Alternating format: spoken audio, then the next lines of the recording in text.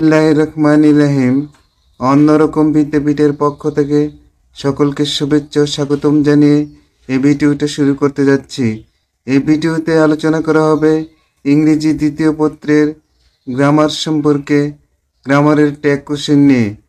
শিক্ষার্থী বন্ধুরা, যারা 2025 সালের এসএসসি পরীক্ষার্থী রয়েছে তাদের জন্য ক্লাসটা অত্যন্ত গুরুত্বপূর্ণ। ট্যাগ কোশ্চেন ইংরেজিতে 5 নম্বর গ্রামারে আসে। এই 5 নম্বরের মধ্যে 5 পাওয়া অতি সহজ, তবে শর্ত আছে এখানে। ট্যাগ কোশ্চেন বুঝতে হলে তোমাদেরকে অবশ্যই জানতে হবে সেন্টেন্স সম্পর্কে, জানতে হবে টেন্স সম্পর্কে, জানতে হবে ভার্ব সম্পর্কে, জানতে হবে প্রোনাউন সম্পর্কে। এই বিষয়গুলি সুবিস্তারিতভাবে এই ভিডিওতে আলোচনা করা হবে। প্রিয় শিক্ষার্থী বন্ধুরা, আমরা বিগত ভিডিওতে 1 থেকে 40 পর্যন্ত সেন্টেন্স আলোচনা করেছিলাম, 40টি সেন্টেন্স আলোচনা করেছিলাম। এই ভিডিওতে আরও 20টি সেন্টেন্স আলোচনা করা হবে। এই ভিডিওগুলি যদি তোমরা দেখো তাহলে তোমাদের আর ট্যাগ কোশ্চেনের ভয় থাকবে না। ট্যাগ কোশ্চেন এক কথায় উত্তর দিতে হবে। ভার্ব এবং সাবজেক্টের সংমিশ্রণেই ট্যাগ কোশ্চেন তৈরি হয়ে থাকে, অর্থাৎ সাবজেক্ট এবং ভার্বকে চিনতে হবে। প্রিয় শিক্ষার্থী বন্ধুরা, কথা না বাড়িয়ে তাদেরকে একটি কথা বলতে চাই, সেটা হলো যারা অন্যরকম বিদ্যাপীঠকে সাবস্ক্রাইব করেছে তাদেরকে অসংখ্য ধন্যবাদ। যারা এখনও সাবস্ক্রাইব করো না, ভিডিওটাকে লাইক, কমেন্ট, শেয়ার, সাবস্ক্রাইব করার জন্য আহ্বান রেখে আমি আমার ভিডিওটা শুরু করতে যাচ্ছি। প্রথম সেন্টেন্সটা লক্ষ্য করো, we ought to love our country. এই সেন্টেন্সের কোশ্চেন হলো অট নট উই। এবার আমরা বিশ্লেষণ করি। কোনো সেন্টেন্সের যদি সাবজেক্ট থাকে সেই সাবজেক্টের প্রোনাউনটা টেক কোশ্চেনে বসবে। যেই সাবজেক্ট থাকে, তাহলে এখানে উই হলো সাবজেক্ট, এই সেন্টেন্সের টেক কোশ্চেনে প্রোনাউন হিসেবে উই বসেছে। ভার্ব হলো ought to. Ought to ought to হলো modal verb.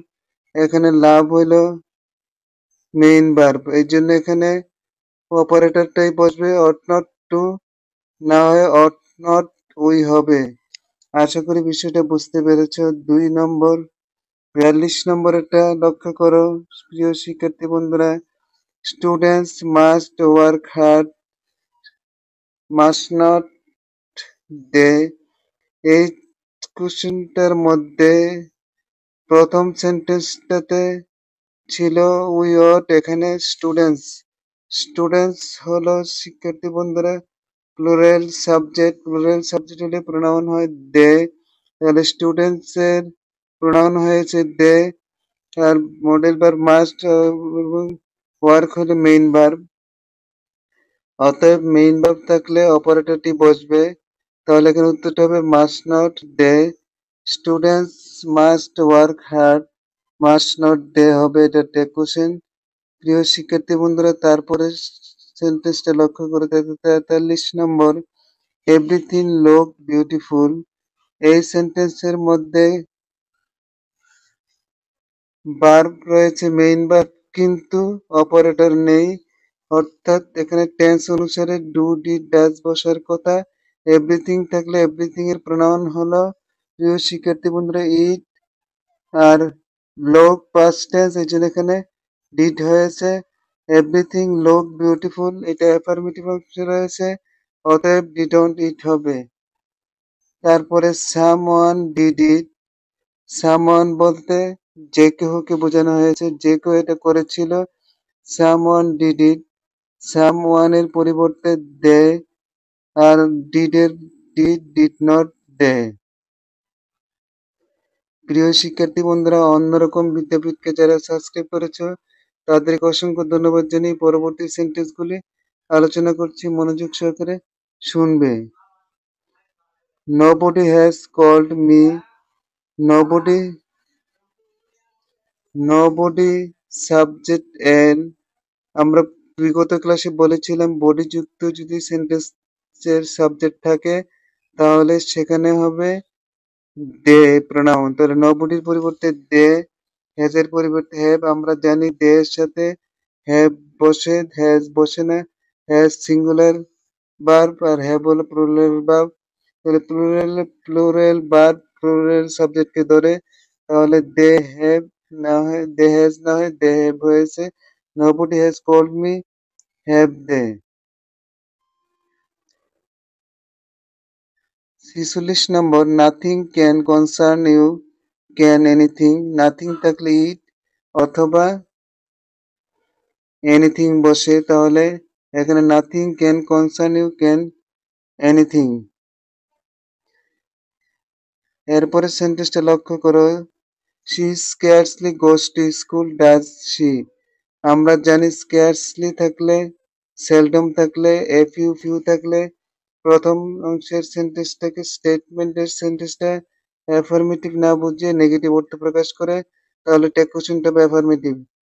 She scarcely goes to school, তাহলে শি এখানে সাবজেক্ট, সাবজেক্টের প্রোনাউন শি হবে টেক কোশ্চেনে, আর গোস প্রেজেন্ট টেন্স এর থার্ড পারসন হতে ডাজ শি হয়েছে।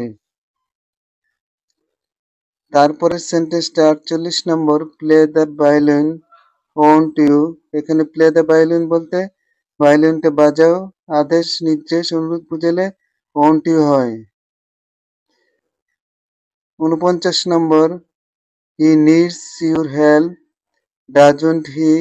এখানে নিডস এর প্রেজেন্ট টেন্সের ভার্ব বসেছে, এখানে হি নিডস, নিডের সাথে এস থাকাতে ডাজন্ট হি হয়েছে। Bring me a glass of water, এই সেন্টেন্সটা ইম্পেরেটিভ সেন্টেন্স। ইম্পেরেটিভ সেন্টেন্সে উইল ইউ, অন্ট ইউ হয়, তাহলে এখানে উইল ইউ হতে পারে, অন্ট ইউ হতে পারে, এখানে আমরা লিখেছি অন্ট ইউ। প্রিয় শিক্ষার্থী বন্ধুরা, অন্যরকম বিদ্যাপীঠকে যারা সাবস্ক্রাইব করেছে তাদেরকে অসংখ্য ধন্যবাদ। যারা এই ভিডিওটা দেখছো নতুন ভিউয়ার্স, তাদেরকে সাবস্ক্রাইব করার জন্য অনুরোধ করা হলো, লাইক, কমেন্ট, শেয়ার করতে ভুলবে না। 51 number, wait here a movement, can you, imperative sentence. Give me a pen, imperative sentence. Could you, বা would you। Keep silent, won't you, imperative sentence যুক্ত। Close the gate, will you. Long live the king, may not we. এই সেন্টেন্সটা optative sentence. Optative সেন্টেন্সে সাধারণত take question আসে না, তারপর আমরা এখানে লিখলাম লং লিভ দ্য কিং। যদি লং লিভ দ্বারা কোনো সেন্টেন্স শুরু হয় তাহলে সেটা হলো অপটেটিভ সেন্টেন্স। অপটেটিভ সেন্টেন্সের টেক কোশ্চেন হবে মে দ্বারা, মে নট হি। হি এখানে দি কিং কে বোঝানো হয়েছে, অর্থাৎ দি কিং এখানে সাবজেক্ট। লং লিভ হলো নিয়ম অনুসারে অপটেটিভ সেন্টেন্সে লং লিভ বা মে দ্বারা শুরু হয়, এর জন্য এখানে মে নট হি হয়েছে। If you come I shall go, এই সেন্টেন্সটার মধ্যে কন্ডিশন যুক্ত কথা রয়েছে। কন্ডিশন যুক্ত কথা যদি থাকে তাহলে কন্ডিশনের সেন্টেন্সটা টেক কোশ্চেন হয় না, পরবর্তী কমার পরের সেন্টেন্সটা টেক কোশ্চেন করতে হয়। তাহলে আই সেল গো এর টেক কোশ্চেন হবে সেন্ট আই। যেহেতু এখানে সেল হলো অপারেটর, গো হলো মেইন ভার্ব, অতএব সেন্ট আই হবে। Walking is good for health, is not it. কোনো সেন্টেন্স যদি ভার্বের সাথে আইএনজি দ্বারা শুরু হয় তাহলে এখানে প্রোনাউনটা হবে ইট, তাহলে is not it. To forgive is divine, to দ্বারাও যদি শুরু হয় তাহলে অপারেটরটা হবে it. What a nice, isn't it. এই সেন্টেন্সটা হলো এক্সক্লেমেটরি সেন্টেন্স। এক্সক্লেমেটরি সেন্টেন্সের মধ্যে সাধারণত সাবজেক্ট ভার্ব শেষে থাকে, এখানে সাবজেক্ট ভার্ব উজ্জ্ব রয়েছে, তাহলে এখানে আমরা ইট ধরলাম কিভাবে, what a nice book is, book is. যদি আমরা বলি তাহলে নাইস বুক হলো, বুক যদি প্রোনাউন ধরি তাহলে বুকটা হবে তোমার বস্তুবাচক সাবজেক্ট। বস্তুবাচক সাবজেক্ট হলে সাধারণত টেক কোশ্চেনে প্রোনাউন হয় ইট, ইজন্ট ইট। তাহলে আমরা কি বলছি, what a nice book is, what a nice the book is. What a lovely, এখানে সি হয়েছে কেন, লাভলি বলতে মেয়েকে বোঝানো হয়েছে। The what a lovely the girl is, তাহলে দি গার্লের প্রোনাউন হবে শি, তাহলে এই জন শি হয়েছে। প্রিয় শিক্ষার্থী বন্ধুরা, তোমাদের কাছে যদি ভিডিওটা ভালো লেগে থাকে তাহলে একটি সাবস্ক্রাইব কামনা করছি। প্রিয় শিক্ষার্থী বন্ধুরা, অন্যরকম বিদ্যাপীঠকে যারা সাবস্ক্রাইব করেছে তাদেরকে অসংখ্য ধন্যবাদ জানিয়ে আমরা